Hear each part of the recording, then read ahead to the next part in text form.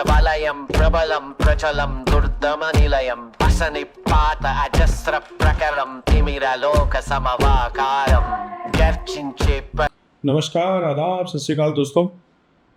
आज हम एक नए टॉपिक के ऊपर डिस्कशन करने में आए हैं और ये कोई नया मुद्दा नहीं है, ये बहुत पुराना मुद्दा है। और आपको याद ही है, हम सबको ये क्लियर है कि हमारे जो चाइना के साथ रिलेशन है, स्पेशली जो बॉर्डर डिस्प्यूट को लेके, वो कभी भी सही नहीं है। कुछ पिछले 7-8 महीनों से एक जो मिलिट्री स्टैंड ऑफ था वो तो स्टॉप हुआ है।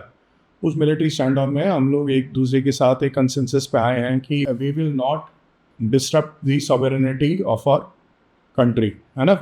तो China will not disturb the sovereignty of a country, तुम अपनी साइड रहो, मैं अपनी साइड रहूँ।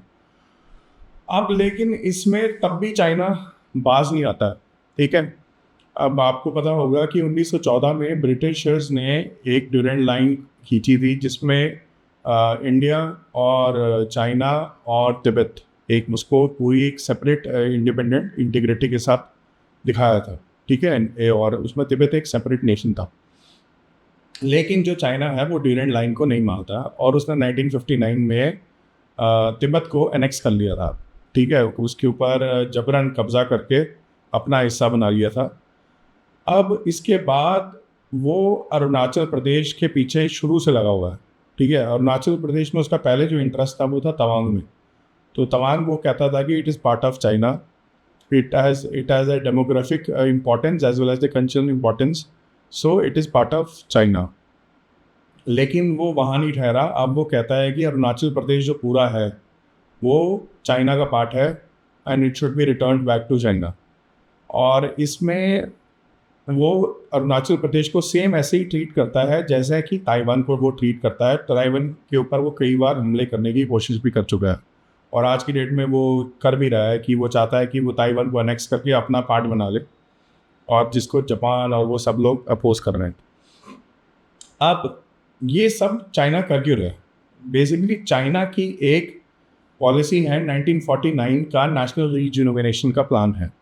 उसमें वो क्लेम करता है कि जो साउथ चाइना सी के मैरीटाइम एरियाज हैं, ताइवान, ठीक है, अरुणाचल प्रदेश, ये सारे एरियाज चाइना के हैं and it should be return back to China. और वो उसको कैसे भी करके एनेक्स करेगा और उसके लिए वो अपनी मिलिट्री को पूरा प्रिपेयर कर रहा है जो कि वॉर्स को जीते और ये पूरा एरिया वो अपने पास एनेक्स करके वापस ले आए।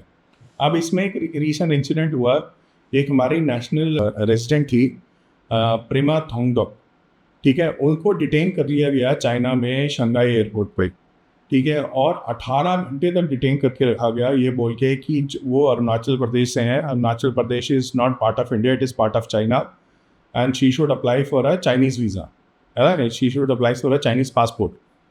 तो इसके ऊपर उनको पूरा हरास किया गया। उनका एक बयान भी आया कि we are proud Indians and Arunachal Pradesh is a integral part of India, it is not part of China. तो उनको 18 घंटे इस पूरे एरिया में हरास करके रखा गया। और फिर इवेंचुअली उन्होंने, अब वो लंदन से थी, उन्होंने लंदन से अपने जो है किसी फ्रेंड से कांटेक्ट किया और उन्होंने चाइनीज़ एम्बेसी, जो हमारी इंडियन एम्बेसी है वहाँ पे, उस पर वहाँ से प्रेशर लगाया, फिर इनको रिलीज़ किया। अब उसके बाद उनकी सपोर्ट में एक इंसिडेंट हुआ। जो एक यूट्यूबर थे, ठीक है, और उनका नाम था अनंत मित्तल। अब वो चाइना ट्रैवल कर रहे थे, लेकिन उन्होंने क्या था, प्रेमा थोंगडोक के लिए काफ़ी सपोर्ट में कहा था कि ये जो है बहुत ही गलत है, Arunachal is a part of India and China has no rights to claim part over the Arunachal as their part। तो जब वो चाइना ट्रैवल कर रहे थे, उनको 28 घंटे के लिए वहाँ डिटेन कर दिया।